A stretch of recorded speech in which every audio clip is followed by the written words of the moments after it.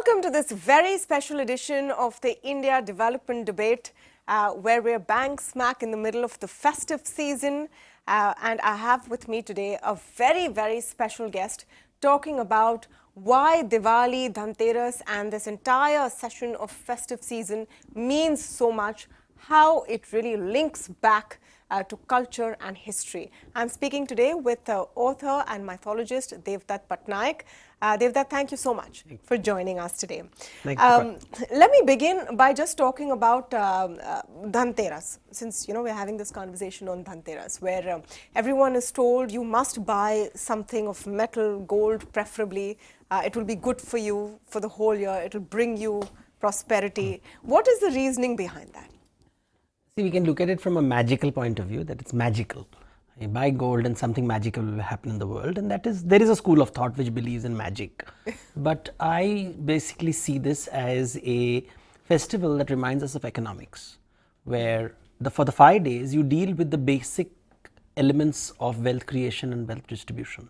So the first day of Diwali, which is before Dhanteras, is when you worship cows, because you're talking about animal wealth. On Dhanteras you talk about metal wealth. So gold, silver, whatever you can afford, but metal is important. By the Chaturdashi, which is the next day, you deal with vegetables and gourds, and therefore plant wealth. So you've dealt with animal wealth, you've dealt with mineral wealth, and then you deal with plant wealth.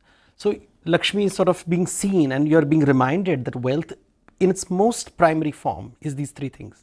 Either it's an animal, or it's metal, or it's plant.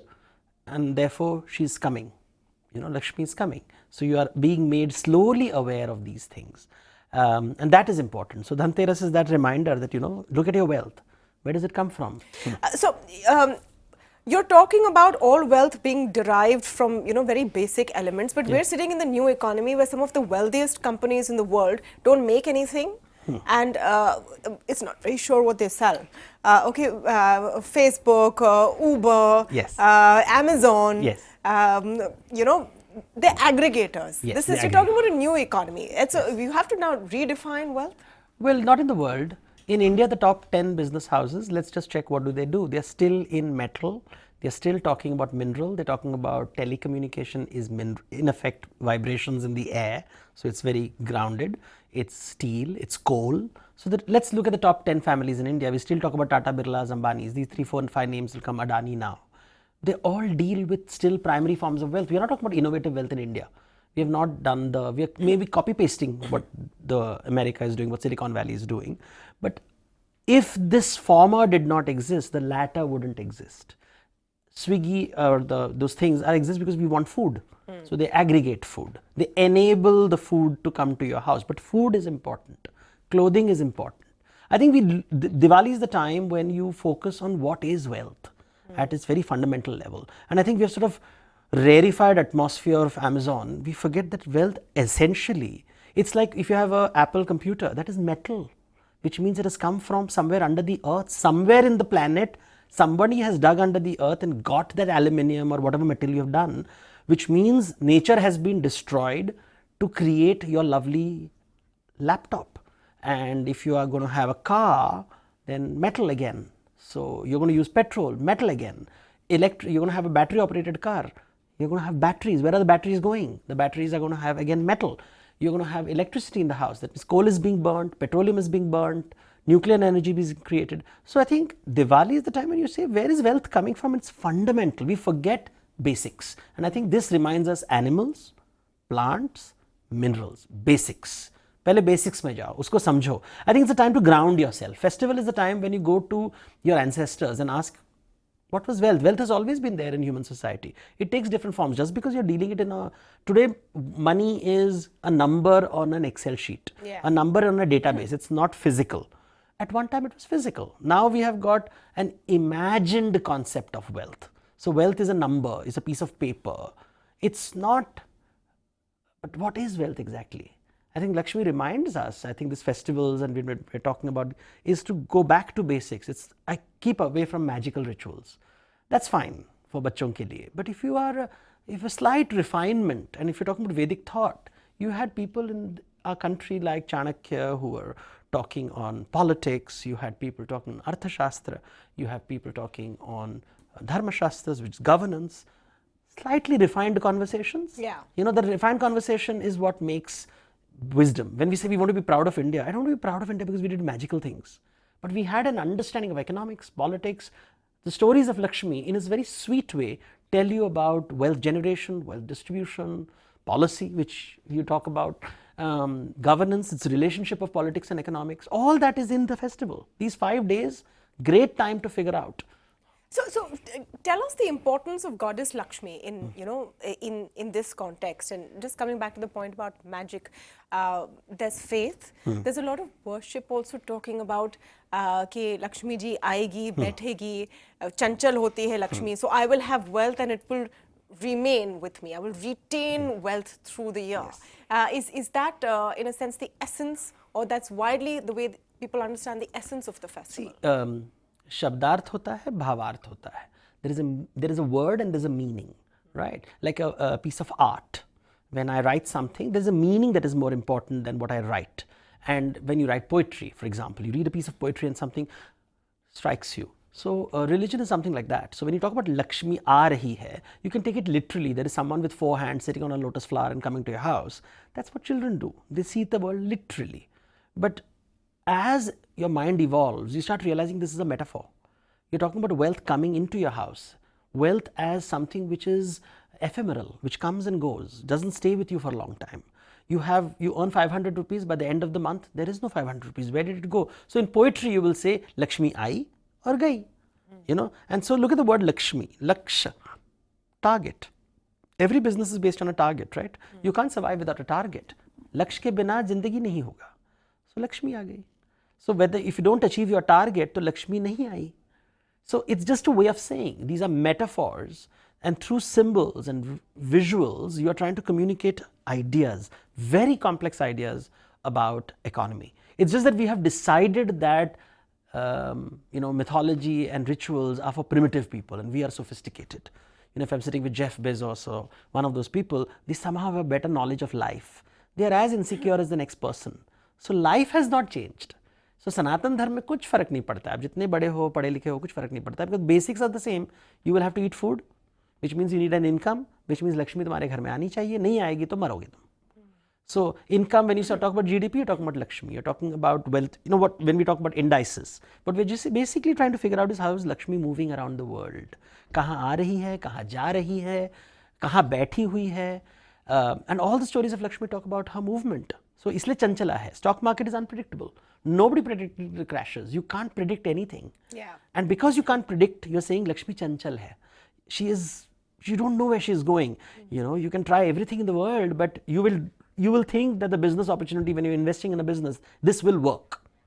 You know, this has to work, and something terrible happens. So any wealth manager you have got in the world will tell you, ki, you know, I'm telling you, but you know, maybe this can. You'll always have a caveat clause. It's always a caveat. Lakshmi chanchala hai. तो इसको poetry में बता दिया मैंने. But it means that ना escape clause हमेशा होता है वहाँ पे. There's an escape clause because you know that Lakshmi is not predictable. The concept you're describing sounds very fatalistic. Lakshmi I, Lakshmi गई, लेकिन there's a concept of saving, there's a concept of investing, there's a concept of making choices that grow your wealth. And isn't the whole festival also about that? It is. So you see, Lakshmi is chanchal, and you have to make yourself worthy of attracting her. So that's the conversation. She's chanchal, but she's moving in a particular direction. If you figure out how she moves, so in the stories they'll always say Lakshmi hamesha Vishnu ki taraf aa rahi hai.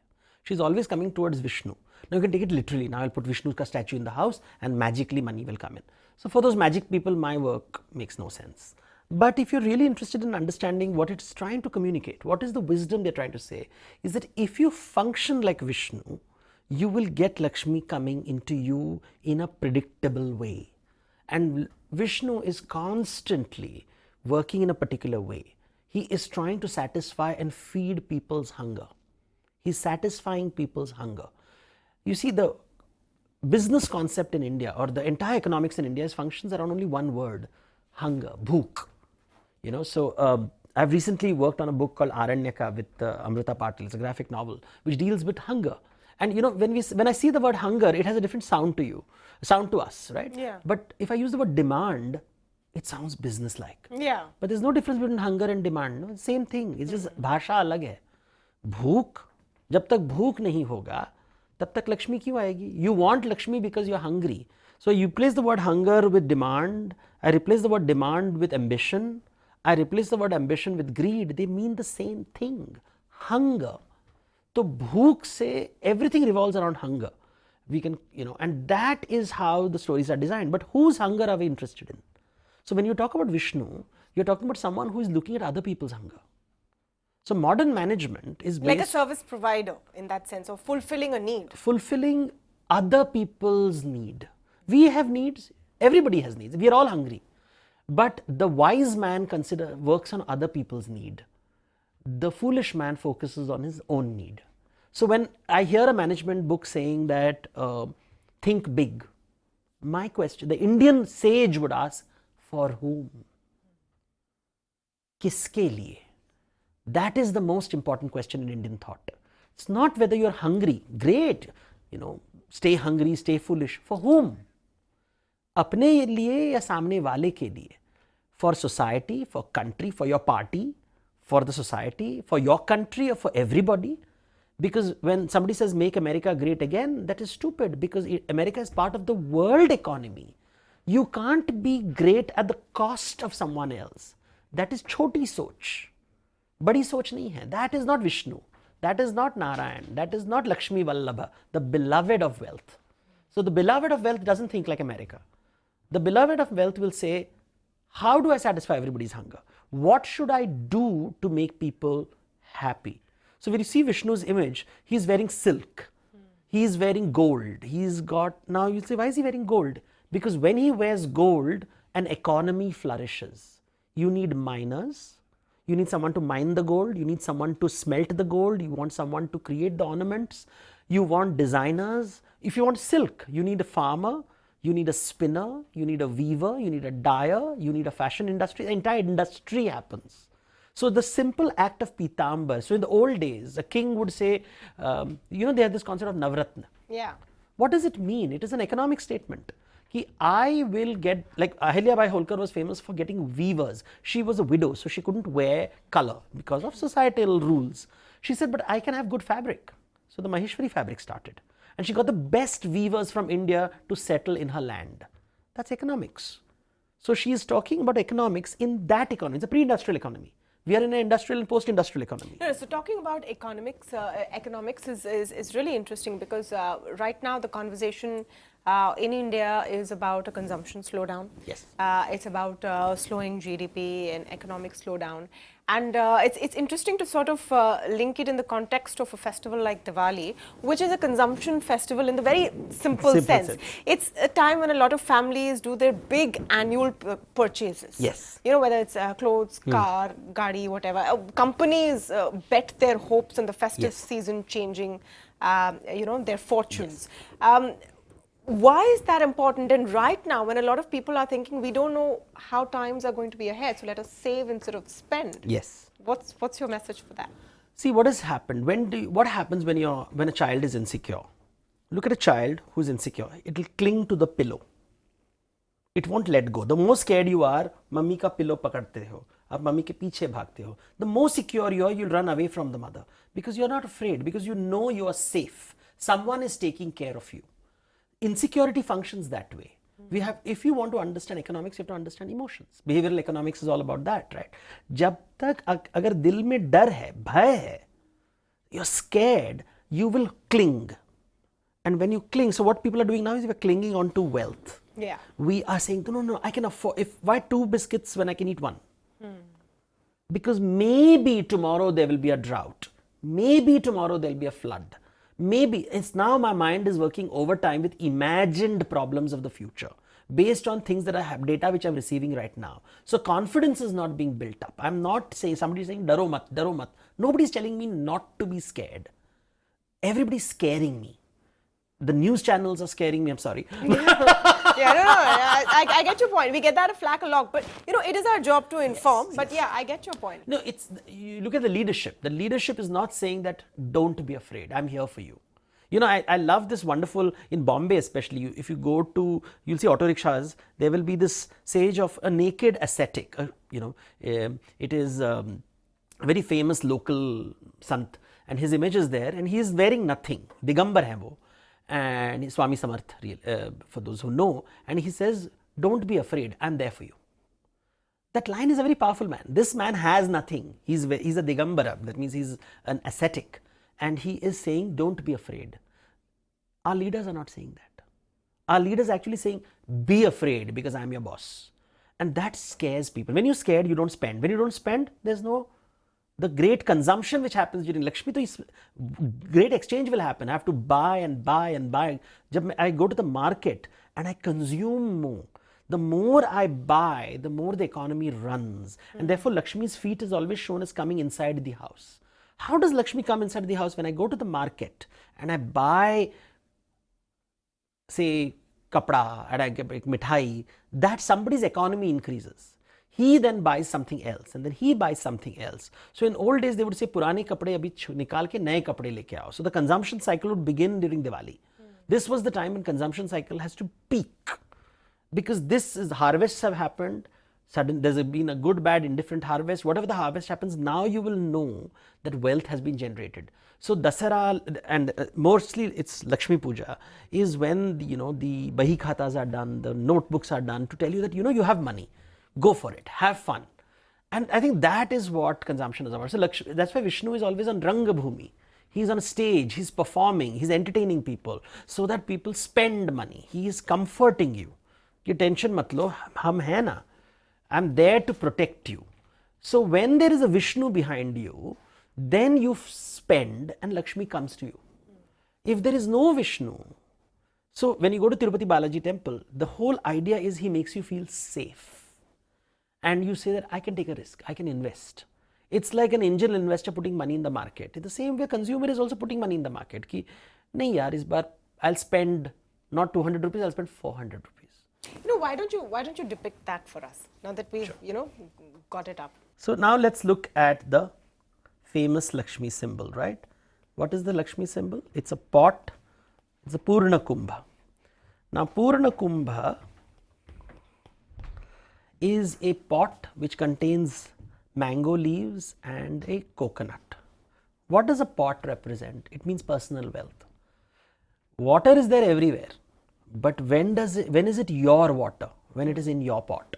So there's wealth in the market, but it has no meaning unless in your wallet there is money, right? So I don't look at the pot literally. The pot is actually Lakshmi's symbol of personal wealth, and it is overflowing. When it's overflowing, it means you have so much money that you can afford to feed a stranger, a guest, and even a thief. You're so rich. Now that is vriddhi. This is vriddhi, or riddhi as they say, riddhi, vriddhi. This idea of wealth, abundance, it comes in these simple rituals. When you see this symbol for me, or you have this symbol like people will do swastik, su asti, let good things happen. Su asti. It is based on that, let vriddhi hone do, charo taraf se Lakshmi aani chahiye hamare ghar mein. And she'll keep coming in all the 4 directions and come to the center of it. That's what it is showing. It is coming in all 4 directions and not able to go out anywhere. That's what it's all about. Now, I just want to come back to the point about spending more to generate wealth. Yes. That's my big takeaway. When at a time and generally when you talk about discretionary spending, etc., you talk about spending more to generate wealth. Why is that important, and how is that different from the concept of magic that you're talking about? Like, for example, you're saying don't believe rituals for the sake of it. There's a deeper meaning. See, magic is saying that if you go to the temple, you will get full marks in exams. When the gods are saying, padho na, study. Maybe that will get you a little extra mark, but nahi, main mandir jaunga. Automatically through osmosis knowledge will come into my head. And that's stupidity. But if you want to do it, go for it. Mandir mein baith ke PhD nahi milega na. Job bhi nahi milega. Kaam to karna padega. You will have to put your resume in the market. You have to do things. So these kind of absurd ideas which are there, because when I go to the temple, I don't go to see the sanctum sanctorum. I see knowledge everywhere. In every corner there are symbols that are telling you The ancestors are talking to us through these images, through this architecture, through lines. I'll give you an example. Let's look at a simple ritual called Yajna. We have all seen those Ramayana Mahabharat serials on television where fire is lit and then there is this Yajaman, and the Yajaman will do Ahvahan. He will call a Devata and he will tell the Devata, and when the Devata comes to him, he will say, I offer you this. So he says Swaha.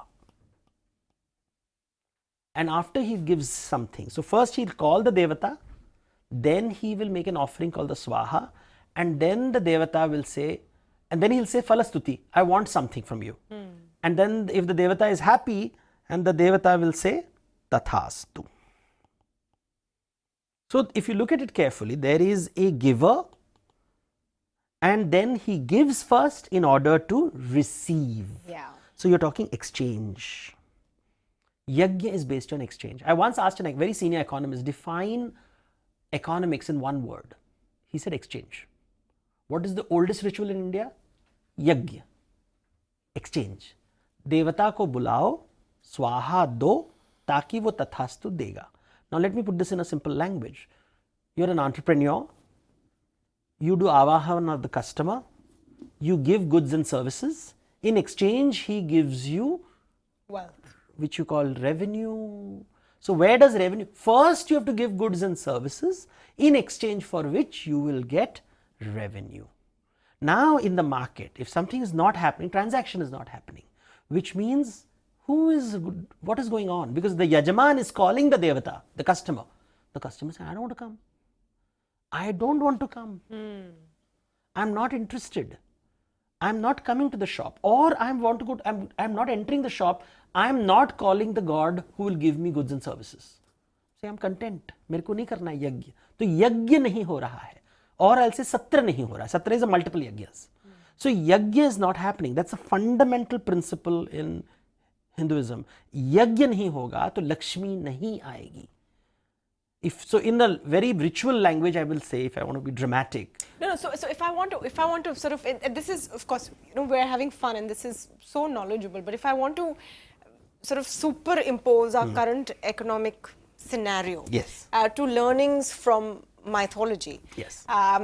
If we are in a situation like you've described, where yajna nahi ho raha hai, so people are not calling upon others for goods and services, so we have sort of a stop in that wheel. Yes. How do you restart it? What are the lessons that we can take from? See, there is hunger in the market. People want goods and services. Let's be clear, everybody wants goods and services. The question is, why are they not indulging in yajna? So we have to ask that one question. So I'll give you the example, a very strange example from Ramayana. So in Ramayana, there is Sita, who is the Yajaman. And she's safe in a house. There is a line which says, as long as she's inside the house, she's safe. Then suddenly one day a man comes outside the house and says, I'm hungry, can you feed me? So she says, okay, and she throws some food at him. And he says, no, that's not the correct way to feed me. Have some, thoda to respect karo, mujhe theek se khana paroso, which is a basic need. So Sita ji says, okay, but I have to step out of this zone of safety. So I've stepped. Will I step out? She said, बेचारा भूखा है, खाना तो देना पड़ेगा, मैं कुलवधू हूँ, I'm a good, I'm a housewife, I'm a grahani, my husband is the king of Ayodhya, I'm going to feed him. So she steps out. Unfortunately, the man who was hungry and said, help, help, help, turned out to be Ravan and abducted her. Now the story has spread everywhere. Now all the Sitas are saying, I will not cross the Lakshman Rekha. Because I don't know, every hungry man looks like Ravan now. I'm scared. I'm terrified. So yajna is not happening. Now let's look at the modern society. There is a banker whose job is to give loans because it enables society. Yeah. One Ravan, and instantly policies will be done. Do not give loans easily. A genuinely hungry person will remain hungry because there was one Ravan. And this is how stories tell us. So we have to understand the damage done by greedy people who abuse the banking system is not what they have done. It is the impact and the repercussions of it. So when I read some of the best economists in the world today, and I'm like, ये तो हमारे शास्त्रों में है, and I sound like one of those uncles उनसे सब India से आए.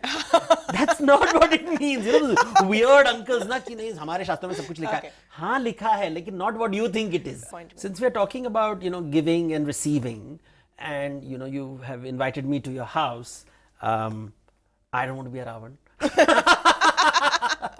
So I want to give you something, and you know, all I can give is books. I have nothing else to give.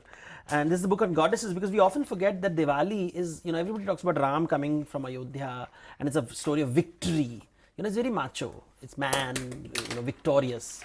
So, let me get that for you. Let me hold that for you. Yeah. So we talk about, you know, the king coming victorious to the battle, but really it's a story of Lakshmi. Lakshmi coming home. And that is the thing. The goddess is always forgotten.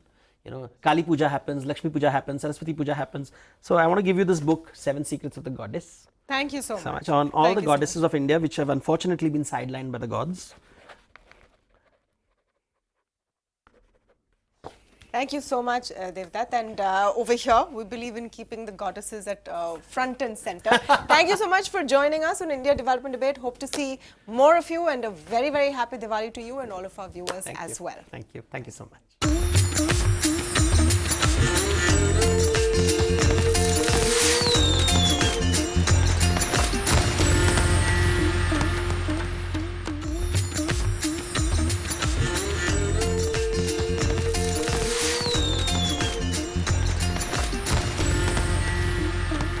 Well, as soon as the festive season and Diwali starts, I think the first thing most people think about is what's going to happen to my diet and my weight now. Today I'm speaking to someone I admire greatly, and someone who's very well known for giving out the right tips for nutrition. Celebrity nutritionist Rujuta Diwekar. Thank you so much for speaking with us. Thank you so much for having me with you, Tamanna. It's nice to be on your show. No, absolutely. And you know, the reason I was so excited to talk to you about, you know, what to eat this festive season is because your food philosophy starts by saying, eat what you want. Yes.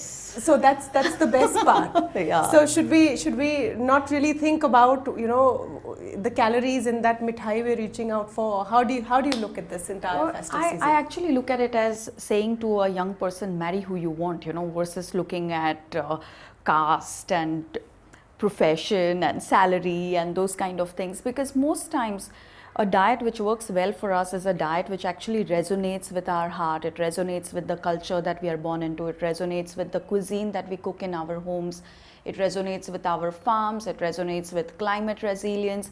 So that's the kind of diet that one must be on. So to basically answer your question, a lot of times we feel that we are ill-equipped to eat what we want and still stay healthy. But it is in fact information overload which makes us continuously unhealthy, because if you look at what people want you to eat in the name of healthy diet, is a diet which is completely removed from climate resilience, it's removed from culture, it's removed from the cuisine that comes naturally to you, and it is completely linked to commerce. You know, it's linked to what is more profitable. So I won't be surprised if this Diwali season you have a quinoa chivda and a kale chakli and an avocado shakkar pada, you know, because it just makes more sense in terms of commerce for people to be eating like that, but in terms of health it makes no sense whatsoever. So a good diet to be on is a diet that you never have to get off. Fact is that this is a glut time. There's going to be boxes of mithais in everyone's offices and in homes. Yeah. There's going to be parties where there will be, like, you know, many starters and good food. So, and late night. Yeah. So, so is there a quick way to fix that? No, practical guidelines of how to navigate this season without being a social outcast or not having fun or not, you know, being part of everything. Well, overconsumption is not the same as having fun, you know, so I think that's one of the first things that we need to recognize. Anything that you regret the next morning is not fun. So that's the first thing. So it wasn't fun to begin with. But if you know that you're going to be getting late for a party and then eating and drinking many things, then what are the things that you can do? I think number one, by 6 or 7 in the evening, eat one of your homemade mithais, you know, like a good laddu or a chivda or a chakli, and if none of those things are available, just eat a banana and then go for your party. Of all the things that are available for starters, pick just one, okay, and pick the one that you think is looking the most delicious, not the one which is lowest in calories, highest on protein, lowest on fat, or highest in good fat, or you know, most free from sugar or whatever. Just pick the one that you feel that this one seems to be like a good one. You know, you're talking about homemade things, but the reality is that no one really has the time. You're going to stores and buying. Right. When you are going to do that sort of, you know, basic Diwali shopping and food shopping and deciding what you put into your home and your body and give your friends, what are the sort of guidelines that you should think of? Go traditional, your, you know, pedas kind of thing, or look at your healthier options? Right. So number one, I feel that do make the time to make at least one thing in your home, you know, because that is also the spirit of the festival. Otherwise, we keep looking for what is really the spirit of the festival, you know. So cooking, making the time to cook at least one thing at home is the spirit of every festival. It also helps you unwind. It actually lets you celebrate your connect to food, because truly without food and water, all of us are nothing, you know. I mean, we won't be able to do anything without these two essentials in our life. So that is surely one thing that we must do. The other thing is that you know, if we must buy food from outside, and sometimes that is a necessity, try and buy from smaller places, you know, women run cooperatives which are still making traditional recipes like the way they were made in your home, but they just don't have social media accounts to glamorize it, or they don't have the packaging to make it look very very cool, you know. So yeah, patronize the small women cooperatives who continue to make these delicacies, because they need clientele and they need young bright people to buy them and eat them and taste them. And if that is also not an option, then of course your local halwai mithai wala, and then when you are buying, buy the full fat and the full sugar thing, so that you know exactly what you're eating, you know, and then you relish that one piece or whatever, and then you know that you're done, because otherwise you're eating these alternatives but your brain is still seeking the real taste, so you'll end up overeating the alternatives versus really just feeling satiated with that one real jalebi if you had to eat it, you know. So instead of eating 4 sugar-free and fat-free jalebis, you're done with one. Thank you so much. Very happy Diwali to you. Wish you the same. Yeah, thanks.